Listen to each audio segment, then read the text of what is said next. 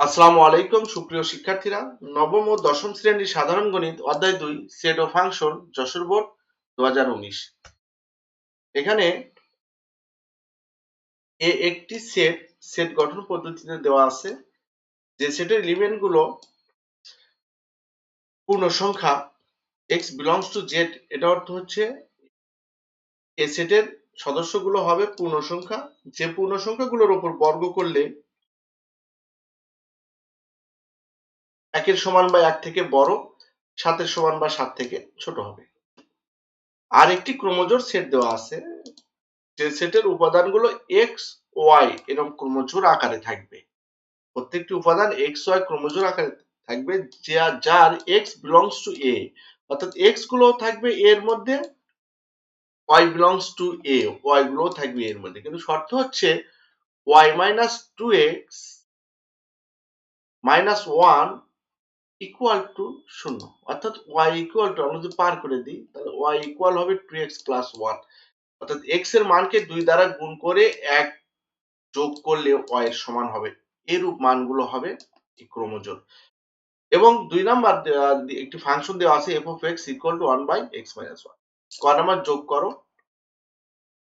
পৌনঃপুনিকের যোগ, আবৃত দশমিক ভগ্নাংশের যোগ। তো এখানে 2.304 এর উপর পৌনঃপুনিক আছে এবং 2.02 এর উপর পৌনঃপুনিক এবং 5 এর উপর পৌনঃপুনিক। তো এগুলোকে আগে, এটা আবৃত, আমরা ক নাম্বার এখানে দেখতেছি যে এখানে 2.304 এর উপর পৌনঃপুনিক। এটার অর্থ হচ্ছে যে 4 আমাদের বারবার আছে, অর্থাৎ এইরকম 2.30444 এইরকম আর কি বারবার আছে, ডট ডট ডট। তারপরে আছে হচ্ছে 2.025 এরকম 2.5 বারবার আছে, ডট ডট ডট। এই আবৃত দশমিককে আমরা সদৃশ্য করে নিলাম।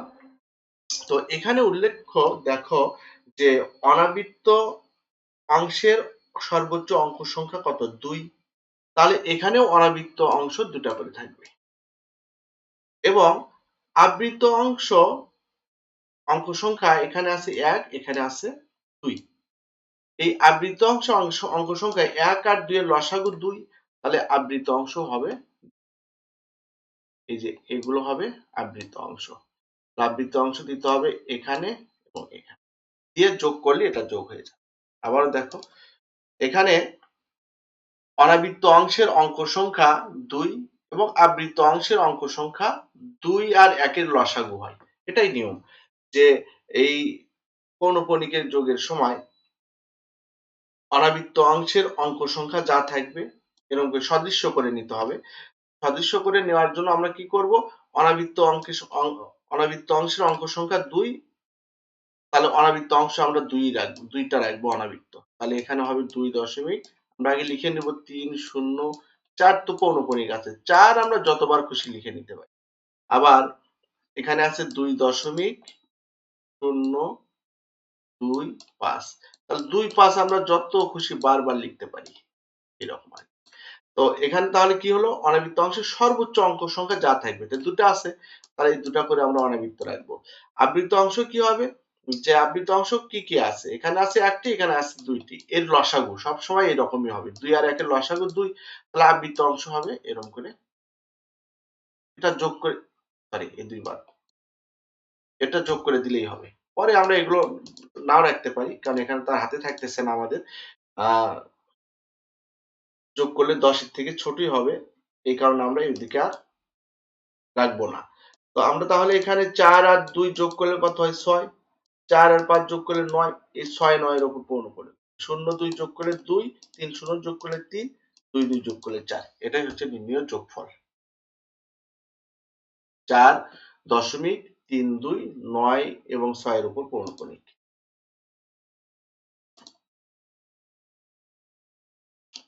এরপরে উদ্দীপকের আলোকে 1 নং থেকে আর রেঞ্জ নির্ণয় করো। তাহলে ১ নঙ্গে আগে আমাদের এ সেটটিকে তালিকা পদ্ধতিতে প্রকাশ করতে হবে। তাহলে এ সেট হলো আমাদের কি? জেড। এ সেটের এলিমেন্ট গুলো হবে জেড। জেড মানে পূর্ণ সংখ্যা। পূর্ণ সংখ্যা হচ্ছে শূন্য সহ সকল ধনাত্মক এবং ঋণাত্মক সংখ্যা। তো এখানে লক্ষ্য করো একটা শর্ত দেওয়া আছে। শর্তটি হলো যে পূর্ণ সংখ্যার উপর বর্গ করলে ১ এর সমান বা ১ থেকে বড় হবে। তার মানে আমরা প্লাস এবং মাইনাস উভয় +১ এবং -১ এর উপর বর্গ করলে আমরা ১ পাবো। তার মানে এটা চলবে। শূন্য চলবে না, কারণ শূন্যর উপর বর্গ করলে ১ থেকে ছোট হচ্ছে, চলবে না। +-2 চলবে, কারণ +-2 উপর বর্গ করলে আমরা কি পাবো? +-2 এর উপর বর্গ করলে আমরা 4 পাবো। এটা অবশ্যই আমাদের ১ থেকে বড় এবং ৭ থেকে ছোট। +-3 চলবে না, কারণ +-3 9 হয়, যা ৭ থেকে বড় হয়ে যায়। এটা আর চলবে না। তাহলে এখানে আমাদের সদস্য হবে +-1 এবং +-2। এটাকে আমরা লিখতে পারি -2 -1 1 2। এটা হচ্ছে এ সেটের এলিমেন্ট, উপাদান। তো এখন আমাদের এখানে আর ক্রোমোজোর সেট দেওয়া আছে। এখানে কি ক্রোমোজোর? x y, প্রত্যেকটা সেট হবে x y ক্রোমোজোর। যে x গুলো x belongs to a, এর অর্থ হলো x গুলো থাকবে এর মধ্যে, y belongs to a, y গুলোও থাকবে এর মধ্যে। এবং একটা শর্ত দেওয়া আছে, এটাকে আমরা এই -2x -1 কে পার করে দিলে y equal to 2x plus 1 পাবো। তাহলে x, প্রত্যেক x belongs to a এর জন্য y equal 2x plus 1 আমরা বের করব। তো আমরা এরকম করে চার্ট করে নিব। x এর মানগুলো কোথায় থাকবে? এখানে বলে দেওয়া আছে x থাকবে a এর মধ্যে। তাই এর মধ্যে কি কি আছে? -2 আছে, -1 আছে, 1 আছে, 2 আছে, লিখে নিলাম। এবং এখানে -2 বসায় দাও x এর মান। x এর মান -2 বসালে -2 2 গুণ করলে কি হয়? -4, -4 plus 1 -3। আবার -1 দ্বারা এখানে গুণ করো, -2 -2 প্লাস 1 -1, এবং 1 বসালে 2 2 প্লাস 1 3, এবং 2 বসাইলে এখানে 2 আছে, 4 4 প্লাস 1 5। এখন লক্ষ্য করো y এর মান যে আমরা নির্ণয় করলাম, x এর মান তো আমরা এর থেকেই নিয়েছি, এর মধ্যে যা ছিল তাই নিয়েছি। y এর মান যেগুলো আমরা নির্ণয় করলাম, এর মধ্যে দেখো আমাদের -3 এর মধ্যে নাই, -3 এর মধ্যে নাই, এবং +3 ও নাই, 5 ও নাই। তাহলে আমরা লিখতে পারি -3 3 5 is not belongs to a, অর্থাৎ এর মধ্যে নাই। is not belongs to a অর্থ এর মধ্যে নাই। তাহলে এদের দ্বারা যে ক্রোমোজোর হবে XY ক্রোমোজোর, আমরা তো XY ক্রোমোজোর নির্ণয় করব। এই XY ক্রোমোজোর গুলো আর এর মধ্যে থাকবে না। এই তিনটা ক্রোমোজোরও আর এর মধ্যে থাকবে না। আমাদের বাকি থাকলো একটা ক্রোমোজোর, -1 -1। এটাই হবে আর। নির্ণয় আর হবে -1 -1, একটা ক্রোমোজোর। এই ক্রোমোজোর সেটের এলিমেন্ট শুধু একটা ক্রোমোজোর, -1 -1। এর রেঞ্জ, আমাদের শুধু রেঞ্জ নির্ণয় করতে বলছে। রেঞ্জ -1, অর্থাৎ প্রথম সদস্যকে ডোমেন বলা হয়, দ্বিতীয় সদস্যকে রেঞ্জ বলা হয়। যেহেতু এর প্রথম এবং দ্বিতীয় উভয় সদস্য একই,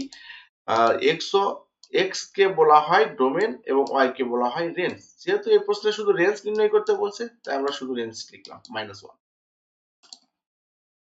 এরপরের প্রশ্ন 2 নং হতে f of m minus f of n, মানে এই দুটো আমাদের প্রমাণ করতে হবে, দুটো সমান হবে না, is not equal হবে, দুটো সমান হবে না, প্রমাণ করতে হবে।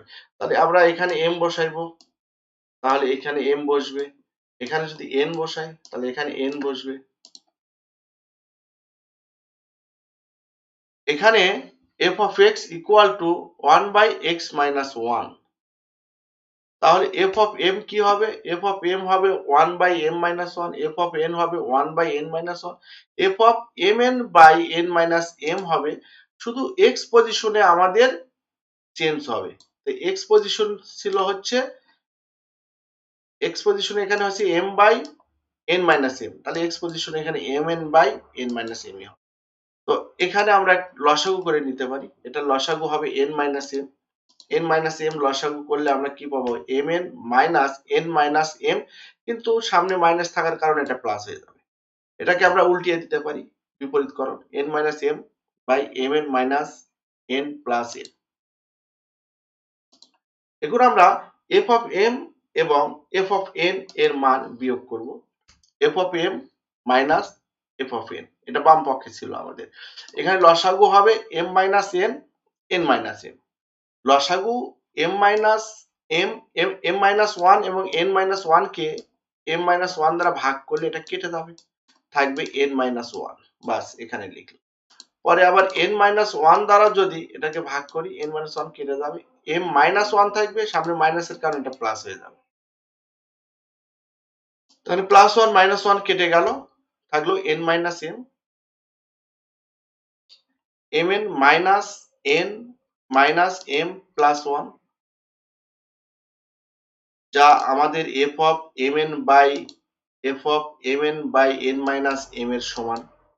ও এখানে আমাদের একটা প্লাস ওয়ান হয়েছে, সমান হয় নাই, অসমান। তাহলে আমরা কি লিখতে পারি, f of m minus f of n is not equal, সমান নাই, সমান হলে ইকুয়াল হতো, যেহেতু সমান হয় না তাই is not equal f of mn by n minus m।